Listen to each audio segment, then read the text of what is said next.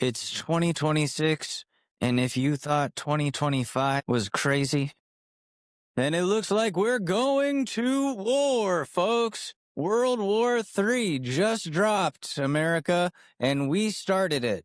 This is the Short News Podcast. I'm Alex Mador, and get ready to probably be really stressed out. Cue the theme song. America is a nation that can be defined in a single word. What year has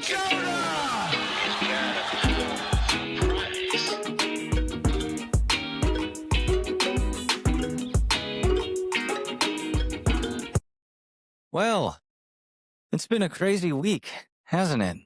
I don't even think it's been a full week since I've been here. Happy New Year, first of all. Happy 2026. It's so weird to say. It sounds fictional. So does the news, but it's not. You thought President Trump allegedly sucking off President Clinton was crazy? You thought the Epstein files being released redacted, but it turns out it's more of an interactive puzzle because someone in the DOJ doesn't know how to actually use a PDF file, which is funny considering they're protecting pedophiles with a PDF file. Sorry, dad jokes and pedophile jokes, not something you should mix together. Gross. Ew. Anyways, you thought it couldn't get crazier than 2025? It looks like Donald Trump said, "Did you just say jump? Did you just say how high? Let me show you." And while we were asleep a couple of nights ago, he went ahead and told American troops to go ahead and invade Venezuela, bomb their capital, and steal their fucking president. This man pulled a Nicolas Cage in National Treasure. He woke up at 3 a.m. and went, "I'm going to kidnap the president of Venezuela. You gotta sort it by alphabetical order. Hey." I'm not gonna go into the whole thing, but you know what I'm talking about. Anyways, so we now have in our possession the president of Venezuela. I say that like he's a brand spanking new NFT that Trump just bought on the blockchain. Check out my new one of one, just minted President Maduro. Shit, he got the Nike fit on? God damn. I'm joking about this because it's scaring the shit out of me. We didn't have to do this, but of course this man heard about the oil in Venezuela and suddenly changed his tune to, they've got weapons, they're bringing drugs, they've got drug dealers. We've got to bomb them and steal their president and then take the oil that just happens to be there. What oil? I didn't know about the oil, but what a beautiful coincidence, folks. Believe me, what a coincidence. Oh my God, it's like making me out of breath just thinking about it. We didn't have to do this. New year, new America. We could have been better. We could have turned over a new leaf. We could have said, imagine there's no wars. Like, we could have done a full John Lennon, minus the beating his sons and wife. But we could have gone and said, peace be with you. Instead, we kidnapped another country's president. We're going to try instating a new president who is more Americanized. We're spreading our freedoms. That's how they're voicing it. That's how they're wording it. That's how Trump is saying that is what Trump is saying that they're doing right now. That's how he's justifying it to the American people, which is really the only people he really has to try to justify it to in this situation. It's not like the Venezuelans are over there losing their president, watching their country get bombed and taken over. And they're listening to President Cheeseburger like, well, let's hear him out. He's talking some sort of sense. I know he fucked up our entire livelihoods here and blamed it on us being drug dealers when we're not. Maybe he'll talk some sense. Maybe he has our best interests at heart, not just oil. And drug dealers, really? That's what we're going with again? We've done that with Mexico. We've done that with China. We've done that with anybody who looks different or has a different color skin than us, who's coming from somewhere that isn't America. But we won't do that to ourselves when we've got a lot of fucking drug dealers and drug producers here. For example, Purdue, pharma. People that made the Oxycontin pill that ruined and ended so many lives in America, that kind of caused the opioid epidemic that we are still recovering and suffering from in a loop as a country. Take account of people that you know. I'm talking to you, the listeners. Ask yourself, damn, how many people do I know that have died of a heroin or a opioid overdose? How many people do I know who have ruined their fucking lives with that shit? If you really stop to think about it, it's going to be more than two. Everybody knows somebody who's died because of this shit. Everybody knows more than one person at this point who's died because of that shit. I know at least four. Knew at least four. One of them was my best fucking friend. And you're going to tell me that the real killers and murderers and drug dealers, the real diabolical ones, who have any sort of fucking sway or power, are some regular dudes from Venezuela who are smuggling shit in? No, we are manufacturing and distributing that shit legally and medically, in quotations. Doctors have become the modern drug dealer and drug runner because they get paid handsomely to promote and push these pills onto unsuspecting patients who believe that these medical professionals have their best interests at heart when they don't. I'm going to ask you another question. This is an interactive episode here between you and me, the listeners. Hey, how's it going? Let's talk about you and drugs. A lot of us have tried medications. A lot of us have been on medications long term. For me, I'll be honest, one that really worked for me was Zoloft. Now, I no longer take Zoloft because it was very fucking expensive, even with the health insurance. But what I ended up doing was finding the herbal equivalent to Zoloft in St. John's wort extract and taking about 500 milligrams of that a day. Because it gives you that serotonin, but it's coming from a more natural place, and a bottle of that is $9, as opposed to spending a couple hundo for a 30-day supply. And that's with insurance. Anywho, I'm not talking about expensive drug prices, even though I could. I'm talking about the drug problem in America. Think about you, as you, the listener. If you've been on medications before, if you've been prescribed, let's say, something for mental health or anxiety or an antipsychotic or an anti or a sedative, like Xanax, a benzodiazepine, or let's say you have ADHD and you've been prescribed a Ritalin or a Adderall or a Zenzetti, for God's fucking sake, don't. How many different drugs did they have you try before you finally found one that didn't ruin your entire fucking bodily chemistry and ruin your entire life experience? How many side effects did you have to suffer through where some emotionally detached psychiatrist sat across the room from you for 15 minutes before they said, well, that's all the time we have, and they just nodded there. They're like, well, I think what we should actually do is increase the dosage so you feel those side effects even more. You know how you feel like you're going to piss your pants all the time? Well, let's double the dose. You're going to feel like that all the time, and you're going to actually piss your pants. Don't worry, it'll go away in 5 months. But if you stop taking the drug abruptly, you might die. So don't do that. Shit, which one is that? That reminds me of, that's one I used to be on. I got to look at my list of all of the fucking drugs I was on at one point, because I was on quite the cocktail prescribed. And it didn't work. It just made it worse. It made me into a fucking werewolf monster. Good God. And one of them, it was if you stop taking it abruptly, you might get this fatal life-ending, game-ending rash.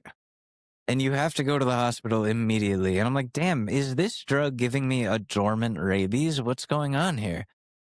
Are you just giving me rabies, the drug? Well, you can't stop taking it, otherwise it's going to stop being dormant. That's fucking evil that those types of things exist. Was it lamotrigine? I think it was called lamotrigine.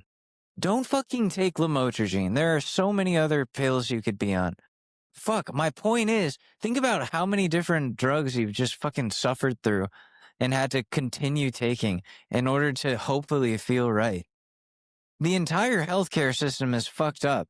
And they like prioritize the ones that they're paid off the most to give you to try before giving you anything that might actually work with your brain chemistry. I had to try like 10 different drugs before they finally put me on Zoloft. I was at my wit's fucking end. They had me on drugs that they give to people to quit smoking. They had me on Wellbutrin, and nobody would explain to me why. I wasn't trying to quit smoking. I had quit smoking and vaping for, God, like 2 years at that point. And some guy was like, some fucking doctor who barely fucking knew me, who didn't listen. He was like, yeah, here, Wellbutrin. This'll work. Dude, that made me into a fucking monster. My girl at the time, my fiance, who I lived with, was afraid of me. That shit turned me into just like a temperamental, not just bitchy. I'm already bitchy, but like just a werewolf. That is the only way I can explain it. And it wasn't even like I was trying to quit smoking. I think he gave me the wrong person's prescription or something. I don't know. And then he just ran with it. And there was this one lady when I was in college. I was maybe like 20. This was before I dropped out and took a very long break before going back to finish. She put me on lorazepam, knowing that I had a history of abusing benzodiazepines. So put me on lorazepam, which is like one of the weaker ones. It's not like your Xanaxes or your Klonopins. It's close. But it's one of the, I want to say, lesser of the evils, because it will calm your shit without making you a zombie or a goblin or some other mythical beast. I love how I just keep comparing all the different side effects of drugs to being some sort of cryptid. You're either a werewolf, a zombie, a goblin, or a vampire. Which one is vampire? LSD? No. A bad LSD trip. You just sit in the dark, curled up in a robe, just going, But I'm sorry, I'm getting sidetracked. I have ADHD and I don't take medication for it. Suck my wiener. But I'm telling you, man, they push all of the wrong fucking drugs on you. So lorazepam was the one that they had me on at school, and it worked. It worked really well. It worked so well. It worked too well. I was on a cloud most of the day, but I was functionally on a cloud most of the day. And I was just so chill. And all of the things in my life that I was worried about, the existential crises, the conflicts with my mother, these shitty shits that I was dealing with at the time, the reason that I was at the school psychologist or school nurse practitioner, whatever the fuck she was, it disappeared when I was on the lorazepam. I got through the month supply after a month. I was pacing myself normally. I was taking it, and I go back to this nurse practitioner lady, and I go, hey, so that really helped. That month supply of the lorazepam, like, I'm going to need another 30 days of that. That was great. Thank you. And she goes, what? What are you talking about? There was only supposed to be 4 of them in there. And I go, that's funny, because you gave me a month supply. You gave me 30 days, and it was great. Like, what do you mean we can't do that again? And she starts panicking. She's like going through her files aggressively and frantically in her computer, going, fuck, shit, fuck. You don't want to hear your doctor ever say, fuck, shit, fuck, after you're telling them how great what they prescribed you is going for you. And she goes, you have to stop taking those right now. If you have any more, throw them away. We're not doing that. You're not getting any more. Absolutely not. I think I just got you hooked on benzodiazepines. Again, something she should not have said. God, imagine I was recording that. She would have lost her fucking job. Anywho, the story doesn't end there because I left the doctor's office panicking. My anxious 20-year-old self was sweating, tweaking, if you will. I didn't know it yet. So I call up my old Xanax dealer. Big mistake. But I do. I hit him up. I go, hey, man, it's been a long time. Just got cut off by my doctor. You home right now? And he was, and I bought some, and off started the marvelous misadventures of Alex Mador's relapse. And that was the relapse that really I almost lost myself to. I've overdosed before. I've been dead before. But this was different. This was a fast, slow burn that snowballed into I stopped going to class. I slept through them all. I didn't remember anything that happened the nights before. And from what my friends were telling me that I did the nights before, I was horrified. And I had to like put the pieces together without the memories, like I was some sort of detective, mementoing myself every fucking night because I was a stupid fucking masochist. I'm getting way too personal here. This was about drugs. This was originally about Venezuela. What the fuck? I will make it connect, I promise. Long story short, I spiraled on the Xanax and whatever drugs I was taking to the point where I tried to kill myself, ended up in the hospital, psych ward for 6 days. Big fucking mistake. That really sucked. That is the closest to prison I felt in my life. It was not fun. If there's anything that'll make you get your fucking life together, it's 6 days in the psych ward where all you've got is reruns of 21 and 22 Jump Street and the Weather Channel in the common area, and people that are fighting with each other over their seats. It's not like there's limited seats. There's a lot of fucking seats in the cafeteria. What's the big fucking deal? Right, it's the psych ward. Okay, yeah. Cuckoo, ha ha ha. I'm not one of you. That was me the first day. I don't belong here. Day 5, I'm like, these are my people. I have to leave? Man, the real world shit, that's so stressful.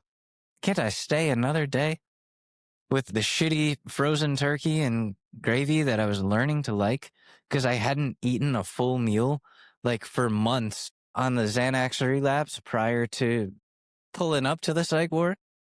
Anyways, drugs will fucking ruin your life if you're on the wrong shit. Your doctors don't have your best interests at heart. They're gonna push the wrong fucking drugs on you before they push the right ones on you, even if you and they know what the right ones are. If you've got ADD, you know they make you cycle and try so many different fucked up stimulants and amphetamines before they actually give you a ADD medication that works for your brain. You have to keep going, no, that doesn't work. This one's not working. I'm having shitty side effects with this one. And they'll keep going, oh, well, I don't know. Let's keep trying it. And then you have to keep fighting. Like you have to advocate for yourself as a patient, which is fucked up, which is really fucked up because that's not the way that it should be. Your doctor takes a Hippocratic oath. They take an oath that says that they will do no harm. Meanwhile, how many people die every year from the opioid epidemic? So you tell me if that oath is legit or not, because to me it seems as legitimate as the oath that the president takes, which that's a funny Trump joke. He's not protecting the country. He's plunging us into World War III. And it's starting to feel like America is the Axis powers 2.0. Like, are we the bad guys? I'm starting to think that we're the bad guys this time around. Like, we were pretty fucking epic in World War II. We did do some questionable things. Roosevelt knew that Pearl Harbor was coming and he let it happen because we needed a reason to stimulate our economy, aka go to war. We've been doing fucked up shit since before the 1940s. Remember World War I? Everybody was throwing gas at each other. Chlorine gas. They're veterans that never fucking recovered from that shit. They were coughing blood for the remainder of their lives once they returned home. I'm sorry, now it's a history lesson. What are we doing here? Venezuela, right. We kidnapped President Maduro. His name kind of sounds like mine. Maduro. They used to tease me about that in high school. He's been in power for a hot minute. Oh, are you related to Maduro? And I'd be like, I'm not even close, dude. I'm Korean and French Canadian. The fuck is that about, folks? What the fuck is that about? All I know is Joe Biden wouldn't have kidnapped a president. That's insane. We kidnapped another country's president. Do you know how fucking weird that feels? You know how awkward that's going to be like 20 years from now when we finally don't have a Trump as a dictator, when they're all finally done with it. We have like a regular president and he meets with their Venezuelan president and we're just like, hey, sorry about that.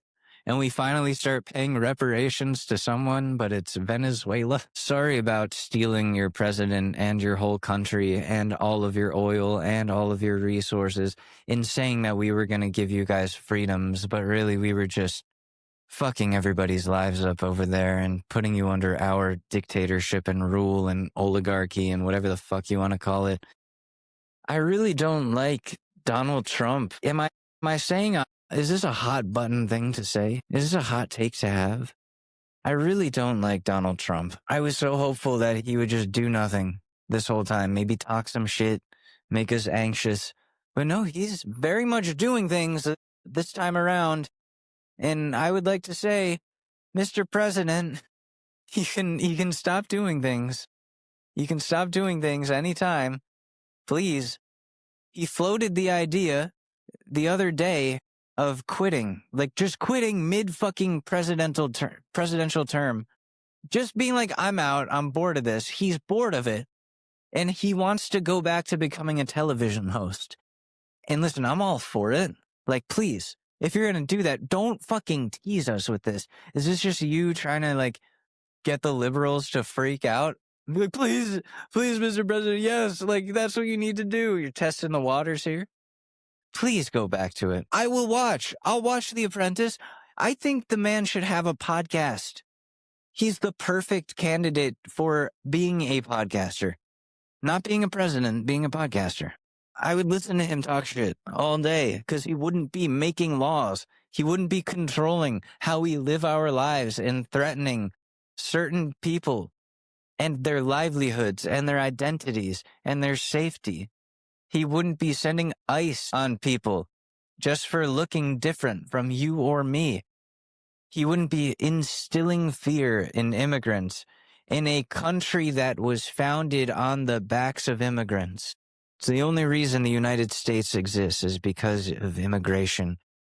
It's the only reason that we have, like, a McDonald's next to a Chipotle, motherfuckers. You think we'd have hamburgers if it wasn't for fucking immigrants? Do you think that's American food, dude? Do you think we invented anything? We didn't. Name one actual American thing. I can tell you there's not one. We haven't really fucking invented anything except for, I don't know, taxes? Did we? No, we started this country to avoid taxes. And now look at us. We pay the most taxes. And none of it goes towards anything that helps us. It's going towards our military and Israel's, but mostly Israel's. That's the other thing. We've become the United States of Israel under Donald Trump. He met with Bibi Netanyahu the other day. That went great for him. That went great for Bibi. Trump just kissed his fucking ass the whole time. And then one of Bibi's guys was like, I say this a lot, but this is one of the first... Donald Trump is the first Jewish president. And I was like, oh, they're not even hiding it. They're not even fucking hiding it. Trump is clearly compromised. You gonna still deny that Jeffrey Epstein had damning information on Trump that he and his Mossad connections were using to get the president to do their biddings and still are? My dudes, President Donald J. Trump is compromised. He's not fighting for you. I'm not going to say it. I was going to say he's fighting for Jews. But no. He's fighting for the IDF. He's fighting for a larger Israeli state. We're fucked, dude. We're cooked. We're fucked. It's Jover. Whatever you want to say, that's that.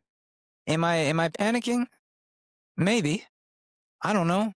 It's fine. It'll be okay. I love how last episode was like a heartfelt one about New Year's and looking forward to it and being like, and like to one specific person who never saw it coming. Like, I know we never talk anymore, but I'm proud of you. Fucking sappy bitch. I'm talking about me. And then just like the next morning, hey, we're going to war. Get ready to panic and be upset over other shit. It's never over, guys. It's never Jover.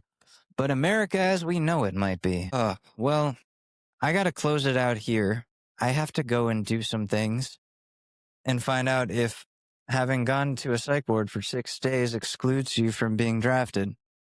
That's a joke. That's a joke, everybody. Relax. But, okay, so Venezuela, right? We talked about that. It's very fucked up that we kidnapped somebody else's president or another country's president. Why was I talking about drugs again? I'm going to listen back to this and be so upset that I smoked weed before coming on here. But yeah, I don't know. I guess right. Trump is using drugs and drug dealers in Venezuela as a reason to invade the country. Well, if we're doing that, if we're taking that logic and applying it there, why are we not raiding Purdue Pharma? Why are we not kidnapping Purdue Pharma's president? Not me, not you and me. I mean, the government. Why is Trump not sending the army or the Navy to go to the fucking Purdue Pharma guy's house and kidnap him in his Nike fit? Did you see President Maduro had that shit on when he got kidnapped? But anyways, my point is, fuck the big billionaires, fuck Donald Trump, fuck where everything is going right now, and I hope it gets better. And I hope you are well, whoever you are out there, my fellow Americans. I love you. I appreciate you. And I'll see you next week. This has been the Short News Podcast. Sorry this one's so short.